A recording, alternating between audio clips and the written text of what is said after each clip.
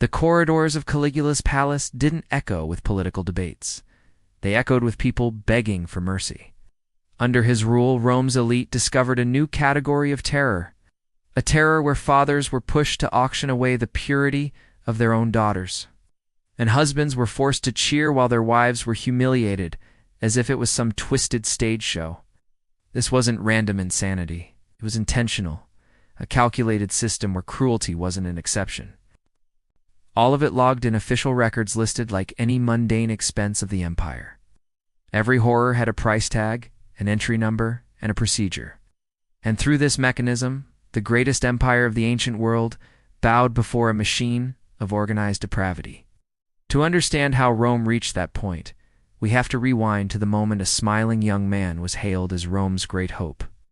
Before we dive deeper into this descent, make sure to help this small channel grow. Hit the like button and subscribe so you never miss any of our darker historical explorations. Gaius Julius Caesar Germanicus, known to the world as Caligula because of the little soldier boots he wore as a child, was the adored son of a beloved Roman general. His ascent to power was welcomed like a miracle. People celebrated for a full 100 days. To the crowds, he represented the continuation of a legendary dynasty. Senators finally relaxed after the suffocating paranoia of Emperor Tiberius. Nobody imagined that this charismatic, well-educated, charming young man would become the mastermind behind the most structured system of moral corruption Rome would ever witness. His early years were a blend of privilege and trauma. He was raised among soldiers revered by the legions who worshipped his father, but he also witnessed the darker side of imperial politics. The suspicious death of Germanicus, likely through poison, and the destruction of his own family. His mother Agrippina, the elder, was exiled. His older brothers were executed or locked away. Caligula survived by playing a role harmless, foolish, non-threatening. Growing up in Tiberius's palace taught him a critical lesson. In Rome, survival depended on deception, and he became a master at pretending. When he first took the throne, everything looked promising. He cut taxes, released political prisoners, put on spectacular public games, improved infrastructure, built aqueducts, repaired major roads, and rewarded the legions. Rome adored him. Women scattered flowers in his path. Children sang songs praising him. Senators, the same men who would later tremble at hearing his footsteps, fought for moments of his attention. It felt like Rome's golden age had finally arrived after years trapped under Tiberius's fear-driven rule. The difference was astonishing. Where Tiberius isolated himself on Capri, Caligula walked openly among the people, joined public celebrations, and even shared meals with senators. He appeared approachable, generous, and almost divine in his popularity. The people sincerely believed the gods had finally granted them the ideal ruler. Then everything changed. In the autumn of 37, a mysterious illness struck him down. He spent weeks on the brink of death. Court doctors documented fevers hotter than they thought a human could survive, violent convulsions that required multiple men to hold him still, and delirious episodes where he claimed he was speaking directly with Jupiter himself. Rome was paralyzed with fear. Priests sacrificed endlessly to the gods. Some citizens vowed their own lives if it meant saving the emperor. And when he finally opened his eyes, something fundamental inside him was different. The first sign was almost subtle. It commanded that every statue of every god in Rome should have its head replaced with his own likeness. After that, the shift became impossible to ignore. People say a person's body reveals the truth long before their words do. And Caligula's body, after that illness, told a story of something profoundly disturbing. His eyes, which were once lively and warm, turned hollow and predatory, the pupils unnaturally wide. He developed relentless insomnia, wandering the palace through the night, whispering to statues, speaking to the moon, and responding to unseen enemies. Servants often found him at dawn, naked in the palace gardens, covered in soil, claiming he had been planting Rome's destiny. But what he planted wasn't a future. It was the foundation for his descent into something much darker. It started within his own household, with his sisters Drusilla, Julia Livilla, and Agrippina, the younger. They were no longer just his family. They became the first victims of what would turn into a state policy. His fixation on Drusilla was the most extreme. He called her his Diana. He treated her as if she were his empress in public events, seating her in places reserved only for imperial wives. When Drusilla died in 38, Caligula spiraled into a frantic rage. He ordered an official mourning period so strict that laughter, bathing, and even family meals were forbidden. Anyone who displayed happiness was executed, but his grief wasn't love. It was the fury of someone who felt his ownership had been stolen by death itself. With Drusilla gone, his attention shifted to his remaining sisters, and then to the daughters and wives of Rome's elite. This is where the system truly began. Caligula forced noble women to participate in acts with senators, while he observed from a specially crafted golden throne, taking notes on who seemed eager, who hesitated, and who simply tried to be polite. These notes were later used as political leverage. A senator who behaved enthusiastically toward Julia Livilla suddenly began supporting every imperial order without question. Another who showed reluctance found his young son missing and days later returned to him harmed forever, castrated as a warning. The signal was unmistakable. In Caligula's Rome, neutrality didn't exist. Everyone could be turned into either an offender or a victim, often both. Roman physician Lucius Scriber left behind writings hidden for centuries in a villa near Pompeii, detailing how Caligula forced him to examine noble women and girls, assessing their fertility and their ability to endure repeated use. These examinations were humiliating, performed in front of the emperor himself, who asked invasive, degrading questions about each woman's body. This wasn't spontaneous cruelty. It was organized, bureaucratic, executed with the same precision as a census. Rates and fees were standardized. Caligula had transformed personal depravity into a government structure, a machine designed to crush dignity, eliminate resistance, and turn Rome's nobility into obedient instruments of his power. 16 tercios for a night with a senator's wife, 2,000 for his virgin daughter, 5,000 if he wanted both at once. The payments didn't disappear into private pockets. They were lobbed straight into the imperial treasury, dressed up as voluntary contributions for the good of the state. The palace itself became what Caligula insisted on calling a temple of divine service, and he meant it literally. This was no metaphorical rebranding. He refitted rooms, corridors, and rituals to function like a sacramental machine. Each chamber had a name and a function. There was the Room of Jupiter, a space used for the emperor's ritualized abuses, where he cast himself as a living god and bestowed his favors. There was the Chamber of Venus, staged for enforced ceremonies that forced noble matrons into recreations of mythic scenes. There was even a hall associated with Priapus, where acts of humiliation were carried out against those the emperor chose. Caligula commissioned lavish frescoes to decorate these spaces. The travertine halls that had once hosted debates about war and law now echoed two very different sounds. And the men who had built Rome, the senators, were made to walk those same corridors to hear what happened and remain silent. The system was intricate beyond imagination. First in the chain were senators' wives drafted into what the emperor called the imperial cult. They followed schedules, wore designated uniforms, sheer Syrian silks so fine they were virtually ceremonial, and performed rituals according to strict timetables. Next came daughters. Girls as young as 12 were eased into the regimen under the pretense of divine instruction. But Caligula didn't stop at humiliation. A set of secret memos describe what amounted to a program of selective breeding. Women judged most, the pretense of divine instruction. But Caligula didn't stop at humiliation. A set of secret memos describe what amounted to a program of selective breeding. Women judged most fertile were compelled to bear children destined to be raised as imperial dependents. Children separated from their fathers and trained from infancy to serve court needs. Every conception, every birth, every infant death was noted in the ledgers.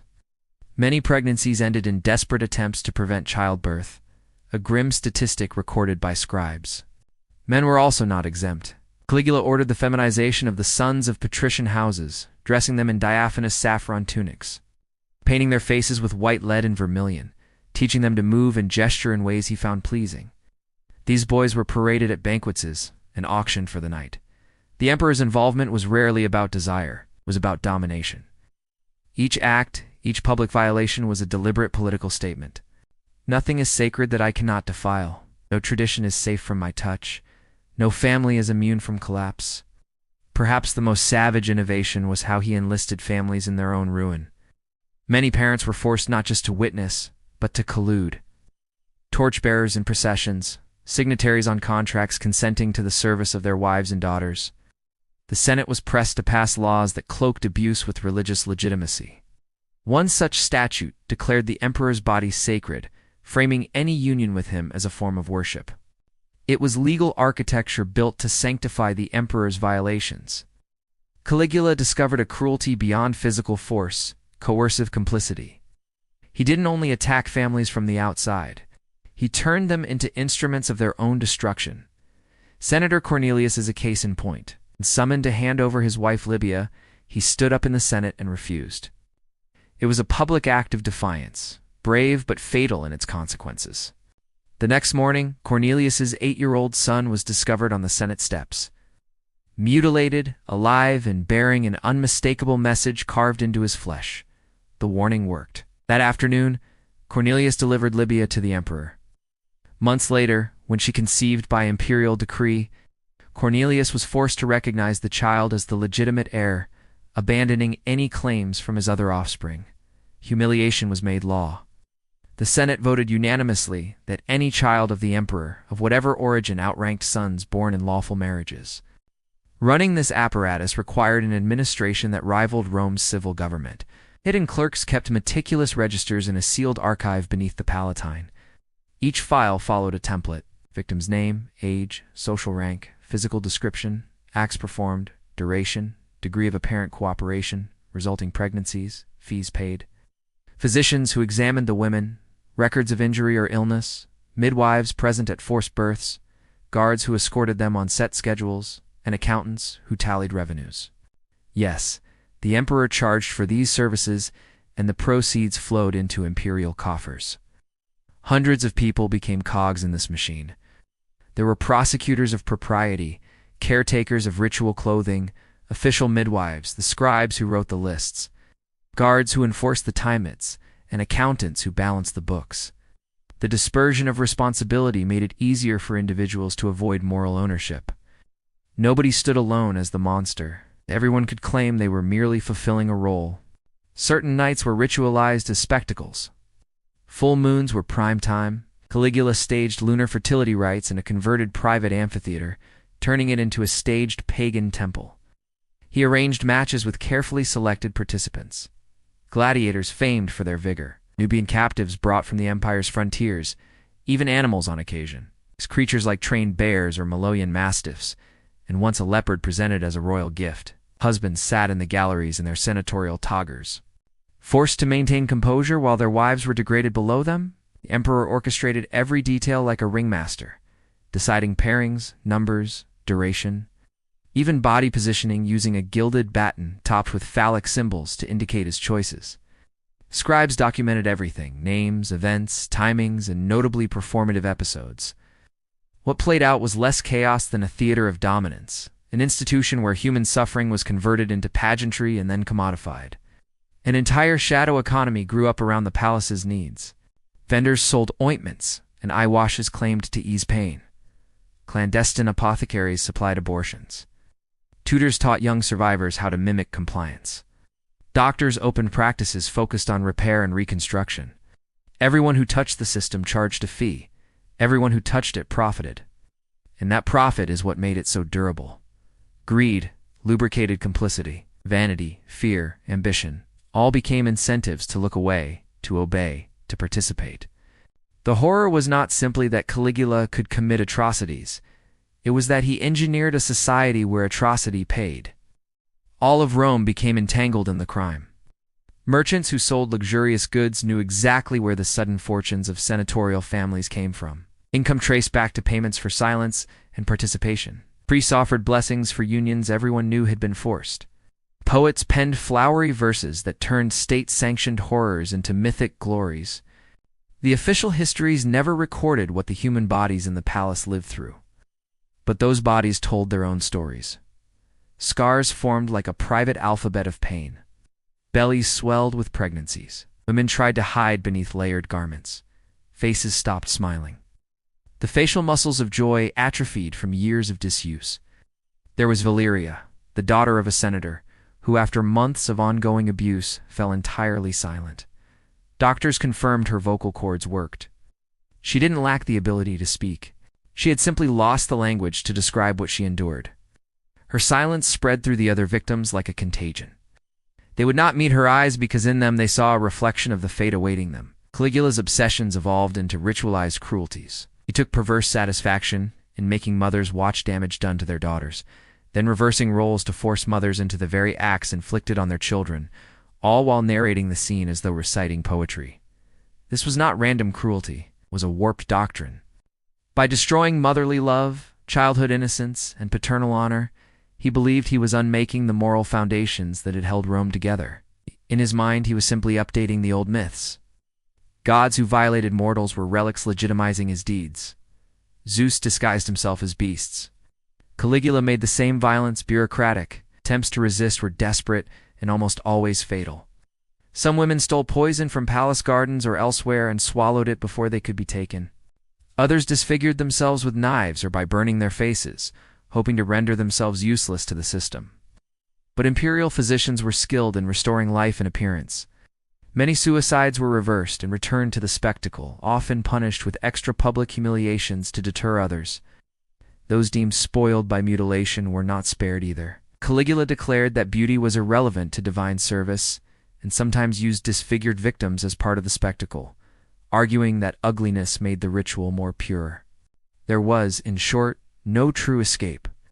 Those who tried to flee were hunted down by informants, and the imperial secret police dragged back for exemplary reprisals that often involved their whole family. The imperial archives swelled with entries, thousands upon thousands of records, each more detailed than the last. Every violation had a code, a category, a subcategory. There were forms to be filled, protocols to be followed, hierarchies to be obeyed. The bookkeeping of atrocity became as exacting as the ledgers of taxes and censuses. Caligula sometimes showcased the ledger itself as an instrument of terror. He would read selections aloud in the Senate, selecting names and entries at random, forcing fathers and husbands to hear the clinical descriptions of what had been done to their wives and daughters. Entry 346. Julia, wife of Marcus Antonius. 4 hours, 6 participants, pregnancy confirmed. Public disgrace was part of the sentence. The emperor was creating collective memory of the trauma, making sure Rome would never forget what absolute power could do. The Taurian Guard, the emperor's elite protectors, were not bystanders, often embedded in the system, often rewarded with victims after imperial use. Participating in the rituals and guarding the corridors, they became complicit administrators of the emperor's will. One such man was Cassius Chaerea, a veteran soldier who had been mocked and humiliated by Caligula. The mocking was petty at first, taunts at his voice, orders to perform demeaning tasks, but humiliation piled on humiliation until something in Chaerea snapped. It wasn't an awakening of compassion, so much as fury at his own debasement. On the night of January 24th, 41 CE, a final brutal ceremony was staged. One Caligula intended as the apex of his public pageances. Wives of senators were pitted against gladiators in an auction-like competition. Numbers called out like livestock. 20, 30, 40 bodies moved like automatons, fatigued into submission. It was the last spectacle. The next day, as Caligula moved through an underground passage toward the theater, Chaerea and a group of Taurian conspirators ambushed him. They stabbed him repeatedly, dozens of wounds, including a deliberate strike to the genitals, a symbolic reversal of the emperor's humiliations. The irony was bitter. The same men who had helped enable the system were the ones who ended the man at its center. Caligula's wife, Melonia Caesonia, was murdered shortly afterwards. His young daughter, Julia Drusilla, barely more than a child, was also killed. The conspirators intended to wipe out the dynasty entirely. Yet even with the emperor gone, the damage remained. The records, the pregnancies, the scars, the memories, those could not be erased by blades. The new emperor, Claudius, declared a damnatio memorial. Statues were toppled. Inscriptions were chiseled away. Coins bearing Caligula's likeness were melted down. Official memory was censored, but paper and people remembered. The children born under the breeding program grew up without knowing their origins. Victims aged with secrets sealed inside them. Fathers who had once held torches in state ceremonies could never look their daughters in the eye again. Caligula's death removed a man, not the system he had engineered. Institutions have long afterals. The manual for institutionalized cruelty, the registers, the powers, the legal precedents, did not vanish with his corpse. It could be rewritten, reissued, adapted. Without protective families, without laws to shield the vulnerable, new generations learn that certain evils survive beyond their architects, passing from one set of administrators to another like a contagious legacy. In the end, the echo of that night was the most damning testament. Men applauded an act of murder with the same hands that had once held torches for the rituals. The empire moved on outwardly, but inwardly the wounds remained. The children marked by the program, the women who carried their secrets to old age, and the men who justified their compliance all became part of a long, dark inheritance. Caligula had not simply indulged depravity. He had written the instructions for turning atrocity into governance. Manuals once written are never truly gone.